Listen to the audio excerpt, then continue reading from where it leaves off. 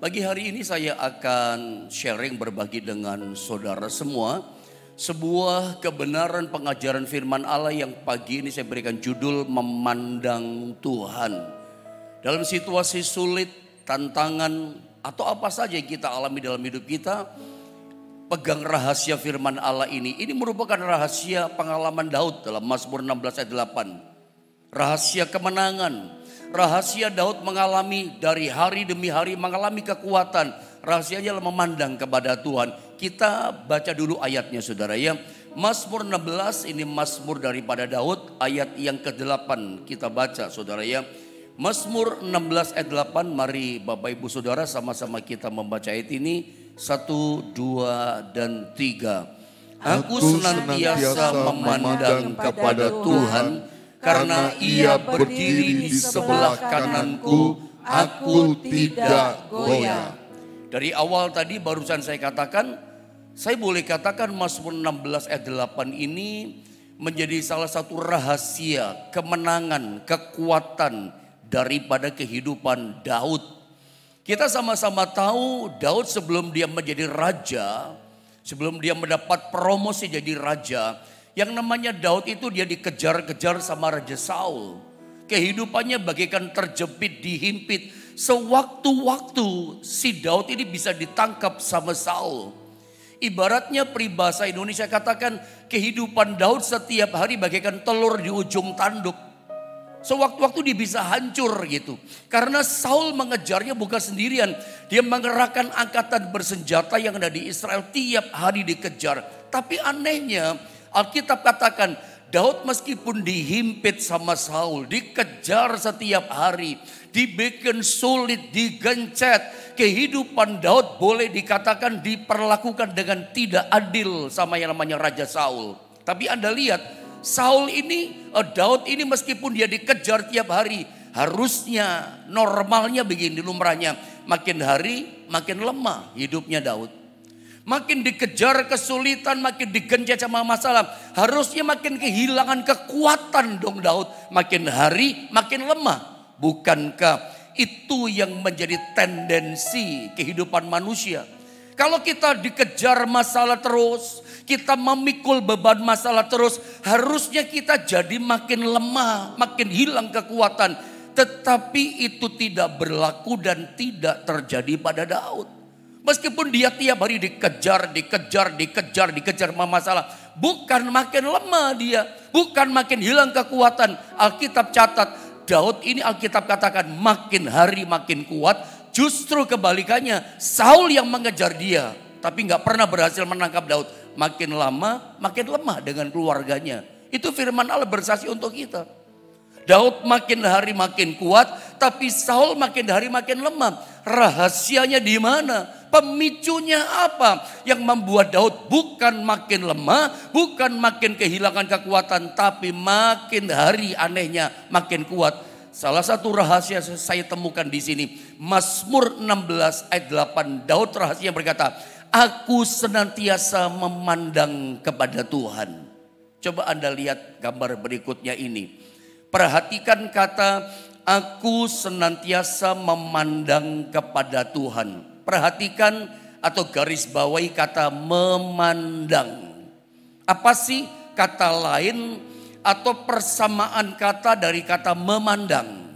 Mungkin Anda bisa jawab memandang itu melihat. Memandang itu menatap gitu ya.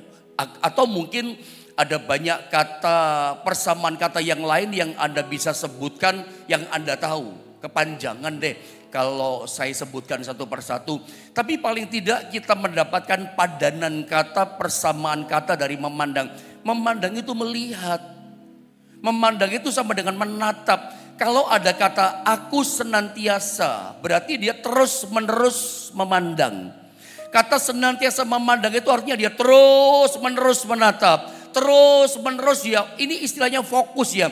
Kalau kita terus menatap satu objek, kita memandang terus, selalu memandang satu objek, itu namanya kan fokus di situ. Makanya saya artikan di bawahnya tulisan yang biru itu, kata Daud yang berkata kalimat begini, aku senantiasa memandang kepada Tuhan. Secara sederhananya kalau saya artikan begini, memandangnya itu fokus kepada satu titik, memandang terus menerus, dan memandangnya itu adalah kepada Tuhan, bukan kepada yang lain. Seperti pujian yang barusan kita naikkan, satu-satunya yang kita andalkan dalam kehidupan kita, itu juga satu-satunya yang diandalkan dalam kehidupan Daud. Itu yang kita tatap, itu yang kita lihat, itu yang kita pandang. Fokus terus menerus memandang kepada Tuhan. Hadapi kesulitan apapun, dikejar masalah, dikencet kesulitan, jalan yang buntu, atau Anda mengalami tubuh sedang sakit, kita tak berdaya menghadapi besarnya masalah yang kita hadapi dalam kehidupan kita. Ada satu rahasia kemenangan daripada Daud. Bukan makin lemah, makin kuat dan menang hidupnya Daud. Rahasianya apa kuncinya di sini? Kalau hadapi masalah, yang kita lihat bukan masalah kita. Yang kita pandang, yang kita tatap bukan kesulitan kita. Yang kita pandang fokusnya bukan pada besarnya badai, sakit, penyakit, atau apapun yang kita alami. Itu namanya salah fokus. Anda jadi orang Kristen, jadi orang benar, jangan salah fokus. Misalnya contoh kayak Petrus. Petrus itu seorang yang pernah gagal fokus. Tadinya dia udah berhasil fokus sama Tuhan, menatap kepada Tuhan. Ketika Yesus datang tolong para murid yang perahunya mau hancur, Yesus tolong dengan berjalan di atas air. Petrus itu terus lihat kepada Yesus, sehingga muncul kata-kata begini, Tuhan, jika benar itu adalah Engkau, suruhlah aku berjalan di atas air seperti Engkau. Petrus punya keinginan. Boleh dong kita punya keinginan. Pendeta, apakah kita orang yang percaya pada Tuhan boleh punya pengharapan? Harus punya pengharapan. Anda gak pernah bisa maju, Anda gak pernah jadi orang yang di atas rata-rata, Anda gak pernah jadi orang yang mengalami mujizat, kemenangan, jawaban doa dari Tuhan. Kalau Anda jadi Kristen gak punya pengharapan. Kristen gak punya pengharapan tuh Kristen yang lemah imannya. Kristen yang gak punya pengharapan, berarti dia gak percaya akan mujizat Tuhan. Saya mau ingatkan, mujizat masih ada setiap hari buat setiap kita. Masih ada pertolongan. Kuncinya di mana? Anda dan saya harus punya pengharapan. Boleh punya pengharapan, boleh punya keinginan. Seperti Petrus, dia punya pengharapan. Dia pengen berjalan di atas air seperti Yesus. Awalnya dia fokus, jika benar itu adalah Engkau Tuhan, suruhlah aku, perintahkan aku berjalan di atas air seperti Engkau. Yesus berkata begini, come on Petrus, datanglah Petrus. Petrus keluarkan kakinya dari perahunya dan berhasil. Petrus bisa berjalan di atas air seperti Yesus. Kapan itu terjadi? Ketika Petrus terus menatap kepada Yesus. Fokusnya terus memandang. Fokusnya terus menerus melihat kepada Yesus yang ada di hadapannya. Dia berhasil menang. Mengalahkan hukum gravitasi bumi. Berat jenis begitu. Harusnya dia mesti tenggelam. Tapi dia bisa ngambang di atas air. Itu namanya hidup di atas mujizat. Bukan di bawah persoalan. Kuncinya di mana? Dia memandang terus kepada Yesus. Tapi yang terjadi, ketika fokusnya bukan lagi kepada Yesus, si Petrus, dia memandang kepada gelombang. Dia memandang kepada ombak yang besar. Dia mulai merasa, aduh anginnya kok keras ya. Ini angin tofanya kok menderu, bunyinya. Dia mulai menatap, memandang kepada gelombang di depannya. Dia mulai memandang yang namanya angin yang keras. Tidak lagi fokus terus menerus memandang kepada Tuhan. Akhirnya apa? Petrus tenggelam. Istilahnya apa? Dia kalah hadapi badai kehidupan. Dia tenggelam. Kenapa Petrus tenggelam? Salah fokus. Hari ini belajar dari pengalaman Petrus. Yang kita pandang bukan masalah kita. Yang kita lihat tatap terus-menerus bukan badainya kehidupan kita. Ingat dalam kitab Kejadian, kitab pertama dari Alkitab Perjanjian Lama, itu menceritakan kejatuhan dosa manusia, khususnya jalurnya lewat Hawa. Iblis pakai apa? Pakai penglihatan, pakai cara memandang. Saya mau ingatkan bahwa kehidupan setiap kita, masa depan kita, itu sangat-sangat dipengaruhi dari cara kita memandang, cara kita melihat.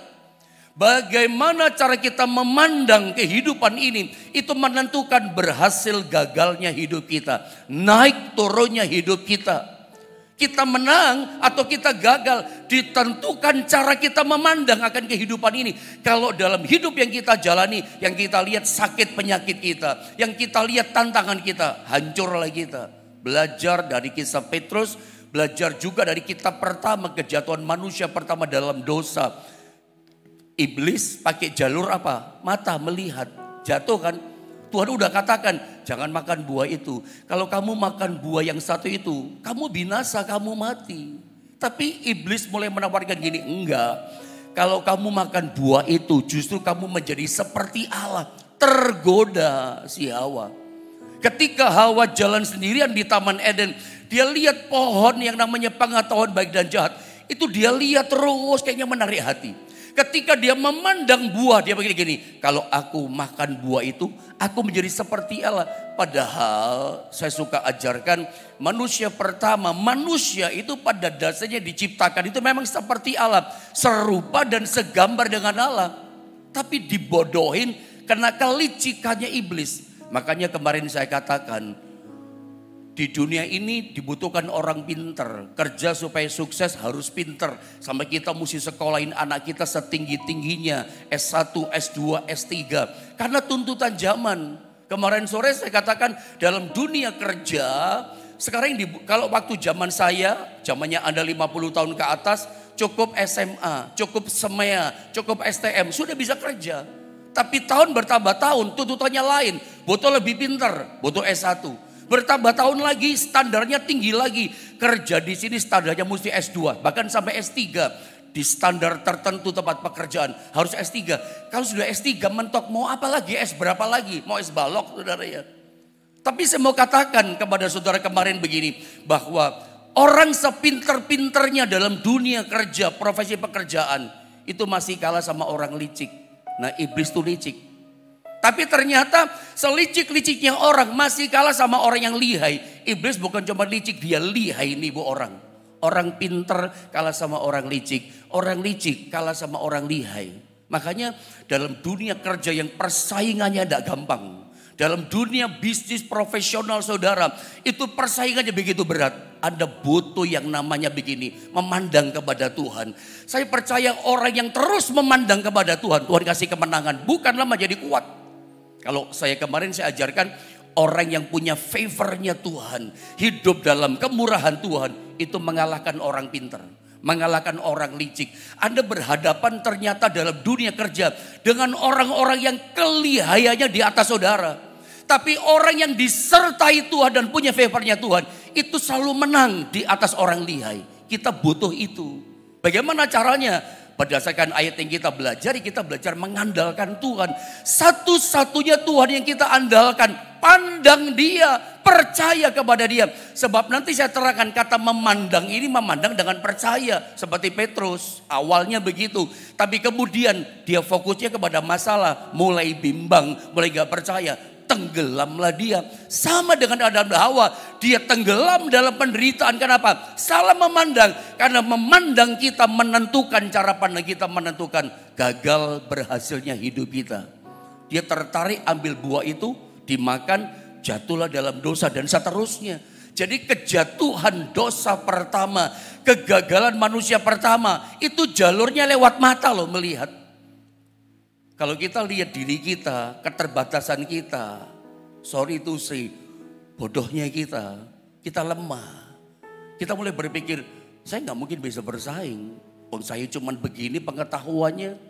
Saya nggak mungkin bisa berhasil. Saya keadaannya begini. Kalau kita lihat diri kita, memang nggak bisa. Tapi kalau kita lihat Tuhan kita yang besar kuasanya, Tuhan sanggup lakukan perkara besar dalam hidup kita. Makanya kita belajar pertama dulu tentang memandang. Nah, memandangnya ada banyak contoh sih. Satu contoh sangat legend yang saya suka ceritakan. Lihat 2 Raja-Raja pasal 6 ayat 15 ayat 17. Ayat ini pun mengajarkan kita tentang cara memandang. Kalau kita baca, saya bacakan saja ayat 15. Saya ceritakan pendek ya. Ketika pelayan abdi Allah bangun pagi-pagi. Pelayan abdi Allah, pelayannya Elisa, kemungkinan besar dia adalah Gehazi. Dan pergi keluar si Gehazi, maka tampaklah dia melihat, memandang matanya. Apa yang dia pandang? Suatu tentara dengan kuda dan kereta ada di sekeliling kota itu, di Dotan, di pondok Nabi. Keliling banyak musuhnya, tentara-tentara alam. Mungkin puluhan ribu jumlahnya mengepung itu kota Dotan, tempat tinggalnya Nabi Elisa. Lalu berkatalah, gara-gara memandang muncul kata-kata ini. Lalu berkatalah bujang itu kepadanya, celaka tuanku. Kata celaka menunjukkan dia takut. Apakah yang akan kita perbuat? Saya lanjut. Jawab Nabi Elisa, jangan takut, jelas. Elisa tahu hambanya yang bujangnya namanya Gehazi sedang takut. Makanya berkata, jangan takut kamu. Kenapa sih orang takut? Karena dia barusan memandang sesuatu yang menakutkan. Ini kita bicara memandang loh. Kenapa orang takut? Sebab dia baru saja memandang sesuatu yang menakutkan. Bukankah kalau kita lihat persoalan dunia ini menakutkan? Kalau kita melihat bergejolaknya, bergonjang-ganjingnya dunia ini, bukankah kita jadi takut? Kenapa orang takut? Gehazi takut. Sebab dia baru memandang sesuatu yang menakutkan. Tapi kebalikannya, kalau kita memandang sesuatu yang membangkitkan iman kita jadi bangkit. Kalau Anda bisa memandang Tuhan, saya yakin iman kita jadi kuat. Makanya ada banyak kita terbalik-balik. Harusnya hadapi kesulitan, hadapi masalah. Yang kita pandang siapa? Satu-satunya yang kita andalkan, kita pandang Tuhan. Dia lebih besar daripada kesulitan kita. Dia lebih berkuasa daripada sakit penyakit yang kita hadapi. Pandang dia satu-satunya kita andalkan. Ketika kita memandang penyakit kita, memandang kekurangan kita, kita jadi takut. Ketika kita memandang apa lemahnya dan berdaya kita jadi lemah, saudara. Makanya ayat ini berkata, jangan takut, kata Nabi Elisa. Itu artinya sang Nabi tidak takut. Kenapa? Kita lihat. Sebab lebih banyak, kata Nabi Elisa, yang menyertai kita daripada yang menyertai mereka. Lalu dikatakan, lalu berdoa oleh Elisa kepada Tuhan. Ya Tuhan, bukalah kiranya matanya. Di sini kita bicara memandang loh. Tuhan buka matanya Gehazi supaya ia melihat, mata bagai melihat. Maka Tuhan membuka mata bujang itu. Saya yakin ini mata iman yang dibuka, mata rohaninya dibuka. Saya berdoa, selalu dalam doa saya berdoa begini. Biarlah setiap hari Tuhan perlihatkan kepada kita sesuatu yang baru yang sebelumnya belum kita lihat. Melihat siapa? Melihat pribadi Tuhan. Kita tuh kalau lihat Tuhan, saudara, ya selalu baru. Makin kita lihat Tuhan, semakin kita terpesona. Ada saja pengalaman-pengalaman yang baru. Tuhan itu sempurna. Makin Anda memandang Tuhan, makin luar biasa dia. Makin Anda terus memandang Tuhan, makin mengalami hal yang baru yang sebelumnya Anda belum pernah alami, Anda belum pernah lihat. Diperlihatkan loh sama Tuhan. Ini pun tentu jadi pengalaman baru juga buat Gehazi. Saya berdoa, Tuhan tunjukkan hal-hal yang baru yang belum pernah kita lihat. Bagaimana caranya? Pakai mata iman. Makanya yang dilakukan Nabi Elisa, buka matanya Tuhan. Supaya mata imannya, mata rohani bisa melihat celik. Tampaklah akibatnya apa? Begitu dicelikkan matanya. Tadi gak lihat, sekarang baru melihat. Gehazi melihat begini. Tampaklah gunung itu penuh dengan kuda dan kereta berapi sekeliling Elisa. Saya tulis di bawahnya, cara pandang kita mempengaruhi hidup kita. Tadi hidupnya Gehazi takut, celaka tuanku, cilaka 13, mati kita, siapa tolong kita, musuh begitu banyak, kekuatan besar mengepung kita. Tapi anehnya Gehazi takut, Elisa gak takut. Kenapa? Dia berpegang kepada kebenaran Tuhan. Bahwa Tuhan tidak pernah tinggalkan hambanya, Tuhan tidak pernah tinggalkan umatnya. Ibarat 13 ayat 5b. Itu kebenaran. Jadi kalau saudara hadapi kesulitan, berpegang pada kebenaran seperti Elisa. Dan itu realita kok. Itu realita. Gehazi tadinya gak lihat. Tapi kemudian dia lihat, benar kata sang nabi bahwa Tuhan tidak tinggalkan mereka. Bahkan Tuhan jagai yang namanya Elisa dan Gehazi dengan ribuan bala tentara malaikat Allah yang berapi. Kayaknya bawa pedang berapi ini. Jumlahnya lebih banyak, bahkan lebih kuat, senjata lebih hebat gitu. Akhirnya apa? Hilang rasa takut Gehazi. Kenapa hilang rasa takutnya? Karena dia bisa memandang Tuhan. Tadi tidak melihat, sekarang melihat. Apakah tadi tidak ada? Ada penyertaan Tuhan. Tapi tadi belum melihat. Sekarang dia punya pengalaman baru melihat. Oh, penyertaan Tuhan begitu hebat. Saya berdoa itu pun terjadi dalam kehidupan setiap kita. Apa yang belum pernah kita lihat sepanjang perjalanan hidup ini, Tuhan boleh tunjukkan hal-hal yang baru kita lihat dalam hidup kita. Ada contoh lain, saya tambah satu ya. Dalam perjanjian baru, nanti PR lah buat Anda baca ayat ini lengkap di rumah. Ya, Kisah Rasul pasal 3, Kisah pasal 2 itu adalah terjadi kepenuhan Roh Kudus di loteng Yerusalem kan. Kisah pasal 2. Ini ceritanya Petrus sudah mengalami kepenuhan Roh Kudus karena ini pasal 3. Dikatakan Kisah pasal 3 ayat 1 sampai ke bawah, Petrus hari itu bersama dengan temannya, nanti kalau dibaca terus namanya adalah Yohanes, pergi ke bait Allah. Singkat kata ceritanya ketika dia mau masuk bait Allah kayak sebuah gereja. Di depan gereja kami itu ada pintu gerbang. Sama dengan bait Allah zaman dulu. Di depan gereja kami pintu gerbangnya juga cukup besar dan lebar.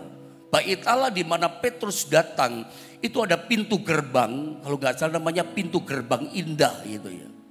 Nah, di pintu gerbang indah itu Alkitab ceritakan ada seorang pengemis yang meminta-minta, Pak, minta uangnya Pak, minta belas kasihan, minta makan Pak, belum makan Pak. Nah hari itu ketika Petrus sama Yohanes datang, tentu saja si pengemis yang minta-minta mulai action, pasang aksi. Dia berpikir, wah Petrus banyak duitnya. Apalagi ketika di ayat yang keberapa ya, Kisah pasal 3 ayat keempat kayaknya. Petrus berkata gini, ketika minta Pak, aksikan dia ada orang. Belum makan Pak, minta belas kasihan Pak. Apalagi Petrus ngomong gini. Nah ini sudah ya, ayat 4 saya baca ya. Supaya ada nangkep ya. Mereka menatap dia, menatap si pengemis. Dan Petrus berkata, aneh ya Petrus ya. Lihatlah kepada kami. Ketika Petrus berkata pada pengemis, lihatlah kepada kami. Tidak nyambung. Pengemis pasti tidak ngerti. Awalnya kita pun tidak ngerti. Apaan Petrus mau memberi saja pakai kata lihatlah. Makanya si pengemis nangkapnya jasmani berpikir. Wah mau dapat berkat banyak ini. Karena selamanya si pengemis pasti nggak pernah dengar. Dia minta-minta orang memberi berkata lihatlah. Wah ini bos ini mau kasih banyak. Bandingkan dengan diri Anda. Di pintu lalu lintas itu lampu lagi merah, ada minta-minta, Anda buka kaca sedikit berkata, lihatlah kepada saya, lihat pada kami. Pernah begitu enggak ya? Anda cuman kasih lah. Anda kasih sekedarnya atau memberkati dia, terserah Anda. Tapi enggak pernah kita berkata ke Yohanes, lihatlah pada kami. Maksudnya apa di sini? Saya mau tembak saja langsung. Rasul Petrus rupanya adalah seorang rasul yang mengerti cara kerja Tuhan. Dia mengerti jalurnya Tuhan melepaskan kuasanya. Pakai apa? Pakai cara memandang, cara melihat. Lihatlah kepada kami. Sebab dengan pengemis yang minta-minta. Nanti menatap, memandang, melihat terus matanya Petrus. Itu rupanya terjadi impartasi kuasa Tuhan. Turun sama pengemis. Yang lemah jadi kuat imannya. Ketika Petrus berkata, lihatlah kepada kami. Coba lihat ayat yang kelima. Dibilang apa di sini? Lalu orang itu menatap mereka dengan harapan akan mendapat sesuatu dari mereka. Itu kan berpikir, wah bos ini mau kasih banyak. Terus ayat yang ke-6. Tetapi Petrus berkata, kemudian berkata begini, emas dan perak, uang termasuk emas dan perak tidak ada padaku. Tetapi apa yang kupunyai, kata Petrus, kuberikan kepadamu demi nama Yesus Kristus orang Nazaret. Berjalanlah. Ayat 7. Ayat 7 sama-sama kita baca jemaat Tuhan 2, 3. Lalu ia memegang tangan kanan orang itu dan membantu dia berdiri. Seketika itu juga kuatlah kaki dan mata kaki orang itu. Orang pengemis ini lumpuhnya dari kecil Kakinya pasti kecil, urat-uratnya lemah, mata kakinya lemah, gak bisa jalan. Hari itu ketika dia memandang kepada matanya Petrus jadi kuat. Saya ulang, Petrus mengerti jalurnya Tuhan untuk menolong seseorang. Lewat apa? Memandang, menatap, lihat aku. Ketika melihat impartasi kuasa turun, sehingga Petrus dengan mudah berkata, demi nama Yesus orang Nazaret, berjalanlah kamu. Dibantu berdiri, langsung jalan mondar mandir dia. Kapan terjadi? Ketika si lumpuh dari kecil yang cacat kakinya lemah, itu memandang kepada Petrus. Dia lihat iman, dia lihat kuasa Tuhan dari pandangan mata Petrus. Yang pesimis, yang lemah jadi optimis. Cara memandang kita menentukan masa depan hidup kita. Bangkit imannya. Coba seandainya si lumpuh ini mandang kakinya yang lemah. Petrus suruh begini, lihat aku. Tapi dia gak mau lihat. Dia lihat kakinya yang kecil, yang kurus, ototnya yang lemah. Dia berkata gini, takut suruh jalan. Kemarin udah coba jatuh, berdiri jatuh lagi sakit. Enggak, aku enggak mau jatuh lagi, aku enggak mau sakit lagi. Kalau dia memandang, melihat kakinya, memandang penyakitnya, memandang kelemahannya, memandang jatuhnya dia berkali-kali. Sampai mati dia lumpuh. Tapi kapan dia terima pemulihan? Jalurnya lewat mata, memandang, melihat. Itu cara Tuhan.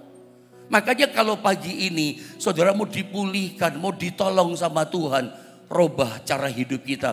Pandang Tuhan yang besar kuasanya. Jangan lihat sakitnya kita, kekurangan kita. Jangan melihat aku kurang pinter Pak. Memang kadang-kadang kita terbatas. Tapi Tuhan butuhkan gini loh. Iman, mata iman kita memandang kepada Dia. Saya lanjutkan ya supaya selesai. Nah kalau kita kembali pada ayat 8 ini. Saya baca ulang sekali lagi ya. Temukan kalimat ini. Aku senantiasa memandang kepada Tuhan. Kemudian karena ia berdiri di sebelah kananku, aku tidak goyah. Saya tulis di bawahnya, kalau kita atau orang terus-menerus memandang kepada Tuhan, ya, maka hasilnya begini. Maka dia akan melihat Tuhan itu ada di sebelah kanannya. Akibatnya apa? Dan akibatnya dia atau kita tidak goyah. Hasil daripada kita memandang Tuhan, kita tuh melihat Tuhan di sebelah kanan kita dan kita tidak goyah. Mungkin saya terangkan dulu kata tidak goyah. Kenapa sih orang yang terus memandang kepada Tuhan bukan memandang sakitnya, bukan memandang kelemahannya, dia tidak goyah. Tidak goyah itu artinya nggak bimbang, tidak ragu. Iya kan? Tidak goyah itu artinya tidak takut. Tidak goyah itu artinya gini, Tuhan terserah kehendakmu, bukan kehendakku yang jadi. Kehendakmu yang jadi. Apapun yang Tuhan izinkan terjadi, apapun yang Tuhan izinkan aku alami, terserah pada kehendakmu. Orang yang tidak goyah itu artinya adalah orang yang berserah penuh pada Tuhan. Kehendakmu yang jadi, bukan kehendakku Tuhan. Itu namanya tidak goyah. Alami apapun juga, hadapi apapun juga, aku tidak goyah. Aku nurut Tuhan, aku tidak takut. Aku diperintah jalan, aku jalan. Tuhan perintah berhenti, aku berhenti. Apapun yang aku alami, maka perintah Tuhan. Pokoknya aku tidak goyah, aku jalan terus. Itu namanya tidak goyah. Kenapa tidak goyah? Ini hasil daripada apa? Terus memandang kepada Tuhan. Fokus terus-menerus melihat, menatap pada Tuhan. Karena orang yang melihat Tuhan, kenapa dia tidak goyah? Dia melihat Tuhan ada di sebelah kanannya. Kalau saudara masih ingat, itu lama yang lalu ya. Saya pernah ajarkan saudara tentang hadirat Allah dan urapan Allah. Sebetulnya bukan masalah di sebelah kanan, kiri, depan, belakang. Bukan no problem soal itu. Bukan masalah itu sebetulnya. Tapi ayat ini berkata ketika Daud melihat Tuhan terus menerus. Dia melihat Tuhan ada di sebelah kanannya. Hasilnya apa? Aku tidak goyah, aku tidak takut. Aku tidak bimbang, tidak ragu. Aku berserah, aku berani hadapi semua. Karena dia melihat Tuhan di sebelah kanan. Sebetulnya kata di sebelah kanan, arti rohani di sebelah kanan, itu bicara kehadiran Tuhan. Kanan itu posisinya Tuhan. Contoh, tidak usah dibaca ayatnya, Anda udah tahu. Yesus setelah dia bangkit naik ke sorga, posisinya, kedudukannya, dia berada di sebelah kanan tahta Allah Bapa di sorga. Sebelah kanannya. Karena kanan itu bicara posisinya Yesus. Kanan itu bicara otoritas juga. dia ada bersama dengan kita. Kanan. Di sebelah kanan. Saya ulang, sebetulnya tidak masalah kanan atau kiri, depan atau belakang. Seperti pujian saya menyampaikan ini terinspirasi dari lagu sore kemarin. Ada pujian mengatakan kanan kiriku ada Tuhan, sekelilingku ada Tuhan. Nah, khotbah ini lahir dari pujian ini sebetulnya. Kalau jujur saya katakan, dengar baik saudara ya. Sebetulnya bukan masalah kanan kirinya, depan belakangnya. Tuhan itu maha hadir gitu. Bukan cuma di sebelah kanan, tapi ini spesifik. Dan anehnya, ini kalau ini agak susah ya menerangkannya. Tapi kalau saya pakai bahasa sederhananya begini. Daud itu seperti memposisikan Tuhan itu ada di sebelah kanannya. Padahal bukan masalah kanan kirinya. Tapi manusia namanya Daud. Orang yang namanya Daud ketika mendapat ilham Roh Kudus. Mendapatkan pewahyuan Roh Kudus.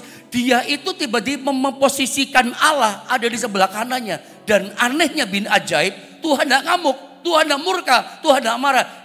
Daud, lu kok bikin posisi gua di sebelah kanan? Enggak, Tuhan enggak marah. Dikutuk Daud tidak marah.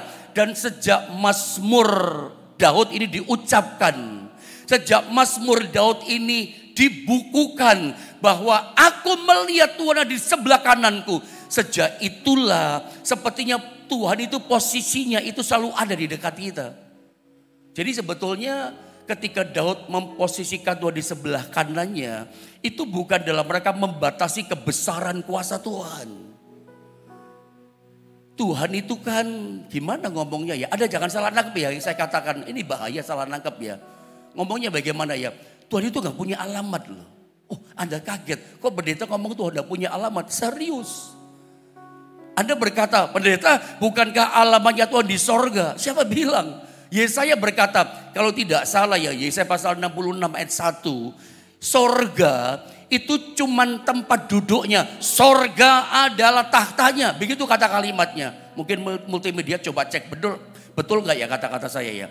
Yesaya 66 ayat 1 itu ya. Sorga itu cuman tahtanya, tempat duduknya. Bumi cuman tumbuhan kakinya. Nah ini terima kasih multimedia. Untung saya ingat ini ayat ya. Beginilah firman Tuhan, langit adalah tahtaku. Jadi kalau ada berkata, pendeta sorga itu kan alamannya Tuhan. Loh ayat ini berkata, langit itu heaven bahasa Inggrisnya. Sorga itu tahtaku, tempat duduknya Tuhan. Dan bumi yang makro, yang besar ini, itu dikatakan cuman tumbuhan kakiku. Teks lain, itu cuman satu kaki bukan dua kaki. Dua kaki kagak cukup. Bumi cuma cukup hanya satu tumbuhan kaki Tuhan. Saya mau katakan ini, betapa besarnya Tuhan Allah kita.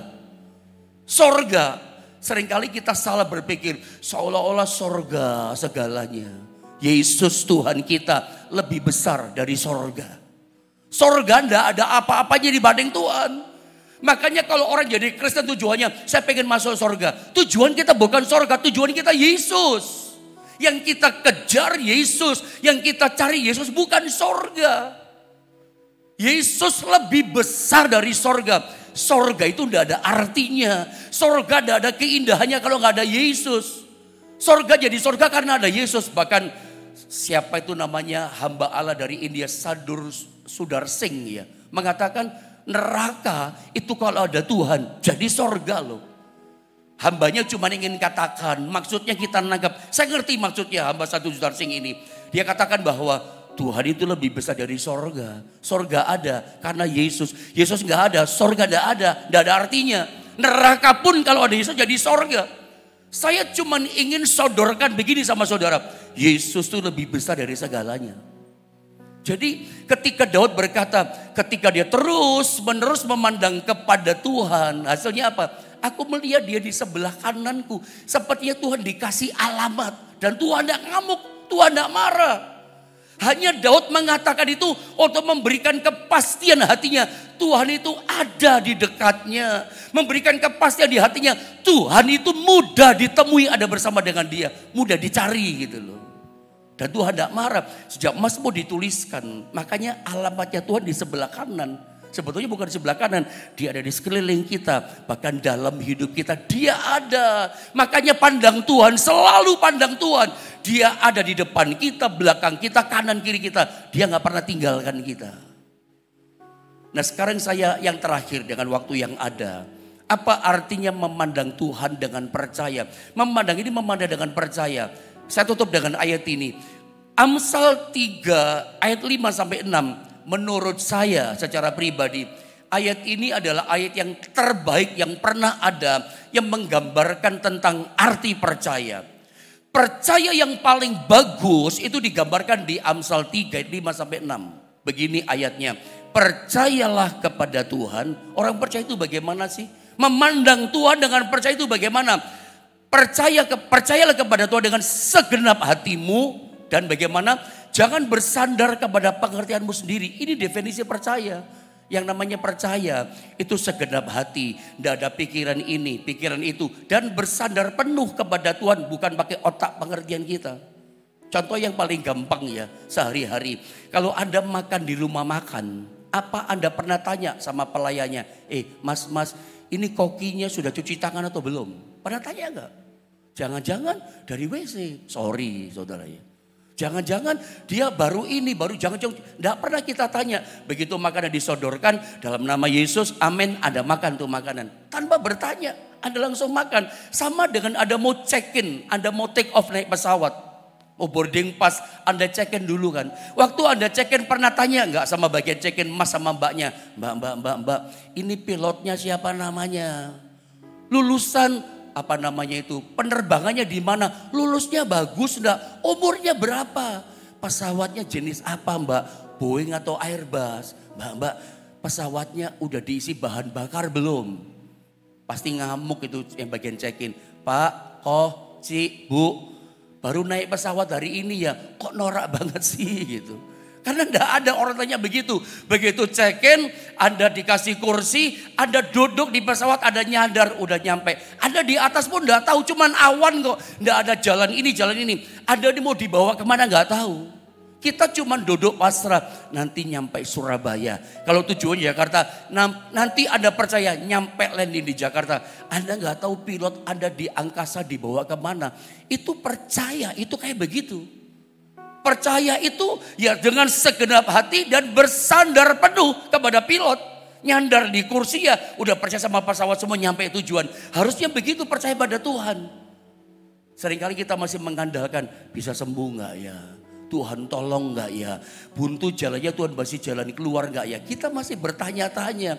Makanya saya katakan contoh percaya terbaik itu Amsal 3 ayat 5. Kalau kita bisa percaya begini, hasilnya begini. Akui dia dalam segala lakumu, maka hasilnya ia akan meluruskan jalanmu.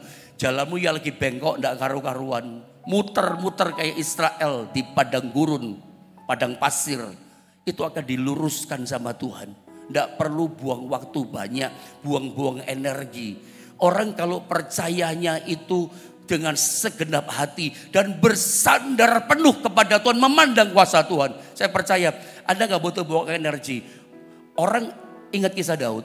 Daud itu untuk mengalahkan Goliat itu luar biasa loh. Dia bagaikan mewakili jadi jenderalnya Israel. Padahal di TNI, di bangsa kita Indonesia untuk jadi jenderal penuh, saya pernah tanya sama Abri, butuh waktu 30 tahun loh. Dari mulai letnan 2, letnan 1, tolong dikoreksi kalau saya salah ya. Kemudian apa lagi ya? Kapten, mayor, ya, sampai jadi namanya kolonel. Biasanya orang berhenti di kolonel.